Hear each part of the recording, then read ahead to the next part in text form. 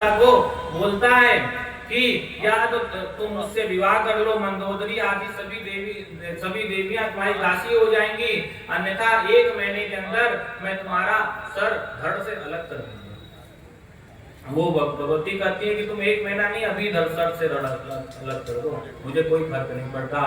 लेकिन वो चला जाता है, फिर वो रोने लगती है। त्रिजटा देवी उनको बोलती है, हे देवी, मैंने आज एक स्वप्न देखा है और स्वप्न में देखा कि रावण जो है सिर मुंडाया हुआ है और विभीषण जो है राजा बन गया है और एक बंदर पूरी लंका जला रहा है, और मेरा स्वप्न कभी गलत नहीं होता, तुम चिंता मत करो, सब कुछ अच्छा होने वाला है। और वो चली जाती है।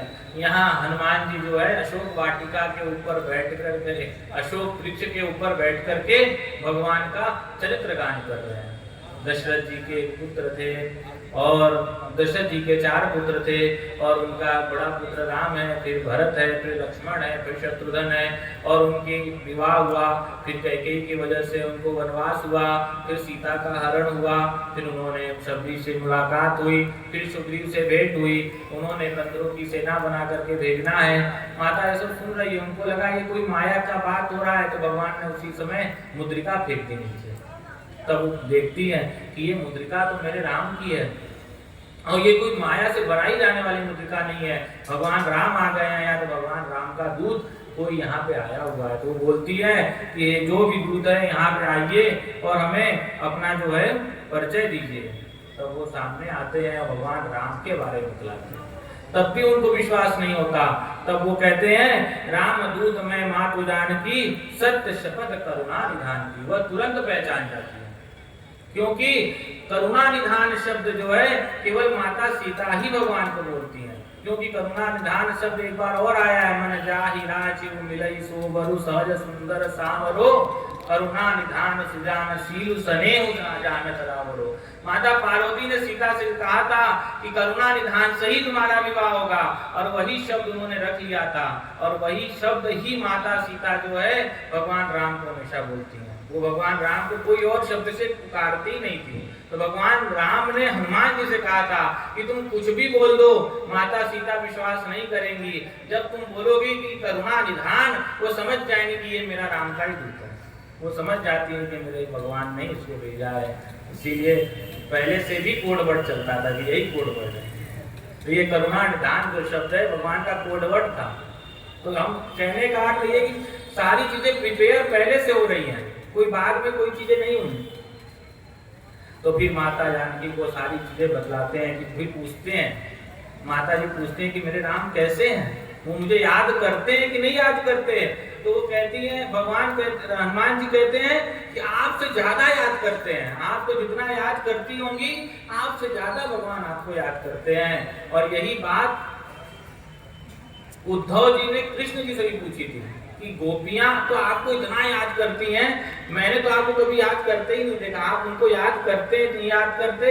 तो कहते हैं जितना वो याद करती है ना उनसे ज्यादा मैं याद करता हूँ। अनन्याश्चिन्तयन्तो माम ये जना पर्युपासते तेषां नित्याभियुक्तानां योगक्षेमं वहाम्यहम्। जो एक बार भी एक कदम भी मेरे तरफ चल जाए ना, मैं उसके लिए हजारों कदम चलने के लिए तैयार हूँ, बस एक कदम को चल जाए।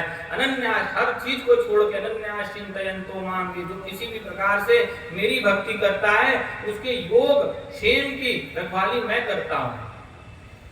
इसके पीछे एक कथा आती है कि एक पंडित जी थे, वो इसी श्लोक का अर्थ करते थे और भगवान पर इतना विश्वास था कि वो कुछ भी नहीं करते थे। उनकी पत्नी जो है बार बार उनको बोलती थी कि आप कुछ काम किया कीजिए, कि पूजा पाठ से नहीं हो पा रहा है, तो वो कुछ नहीं करते थे। कहते भगवान ने लिखा है, भगवान के वाणी से निकला है, अनन्याश्चिन्तयन्तो माम ये जना पर्युपासते तेषां नित्याभियुक्तानां योगक्षेमं वहाम्यहम्। वो कुछ भी ना करके केवल भगवान की भक्ति करते थे।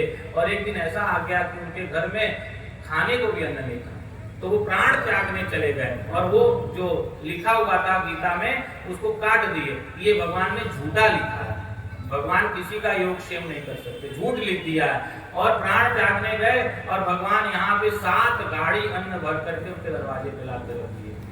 इतने सुंदर सलोना सांवरा चेहरा था।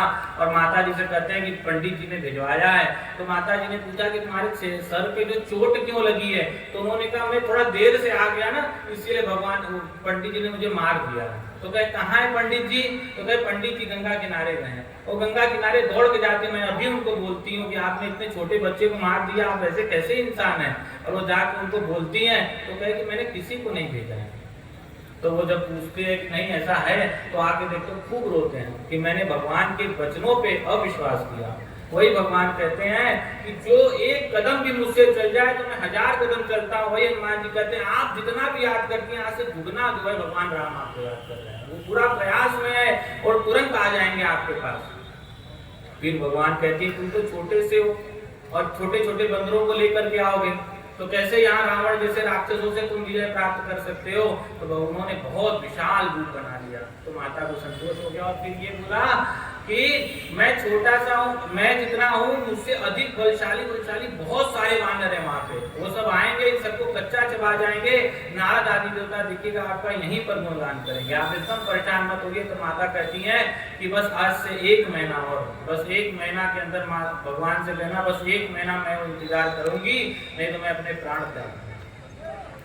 तो फिर भगवान से हनुमान जी जो है सीता माता से कहते हैं माँ आपको देख के संतुष्टि प्राप्त हो गई, अब मैं जाना चाहता हूँ, मुझे भूख लगी है, बहुत भूख लगी है। तो माता कहती हैं कि जाओ फल फूल पड़े हैं जाके खा लो। तो कहते हैं कि ठीक है। तो माता होती हैं, तो माता से माँ ने कहा कि मीठे फल खाना। तो कहे मीठा फल कौन सा होता है? तो कहे मीठा फल वो होता है जो जमीन पे गिरा हुआ, जो पेड़ में लगा रहता है वो मीठा नहीं होता, वो गिर जाता है तो मीठा हो जाता है। कहे ठीक है। यहाँ पे एक चीज और समझ में आती है कि रास्ते में मैनाक पर्वत मिला, उसने खिलाना चाहा पिलाना चाहा लेकिन नहीं खाए, लेकिन जब माता के पास पहुंचे तभी भूख लगी। आपत सुमग्नम स्मरणम तदीयम करोमि दुर्गे करुणानवेशी नैतत् छडत्तम भावयता क्षुधा तृषार्ता जननी स्मरंती। जब भूख लगती है तो बेटा माँ के ही पास जाता है और कहीं नहीं जाता। एक भाव और उत्पन्न होता है कि कहीं पर भी नहीं खाना चाहिए, रास्ते में कहीं पे भी किसी का नहीं खाना चाहिए, बस अपने घर में जहाँ पे शुद्धता स्वच्छता पवित्रता हो वहीं पे भोजन करना चाहिए, हर जगह पे भोजन भी नहीं करना चाहिए। सत्यनारायण कथा में दूसरे अध्याय में आता है कि जो लकड़हारा था उसको प्यास लगी तो पानी पीने के लिए ब्राह्मण के ही घर में गया और कहीं नहीं गया, क्योंकि रास्ते में तो बहुत सारे घर थे, कुछ कहीं भी पानी पी सकता था, लेकिन कहाँ पे पानी पीना है, कहाँ पे पानी नहीं पीना है, कहाँ भोजन करना है, कहाँ भोजन नहीं करना है, इसका उचित ज्ञान रखना चाहिए। जैसा खाएंगे अन्न वैसा होगा मन, और जैसा पिएंगे पानी वैसे ही होगी वाणी। इसीलिए हमारे हनुमान जी ने कहीं पे भोजन नहीं किया, माता के पास गए, माता से कहे माँ मुझे भोजन करना है। तो माँ ने कहा जहाँ जो मीठा फल रहे, जो गिरा हुआ फल है वही खाना। वो अशोक वाटिका में गए, वहाँ कोई फल गिरा हुआ नहीं था। तो कहे माँ ने कहा कि गिरा हुआ खाना है, तो पेड़ को हिला हिला के सारे फल गिराने लगे और खाने लगे।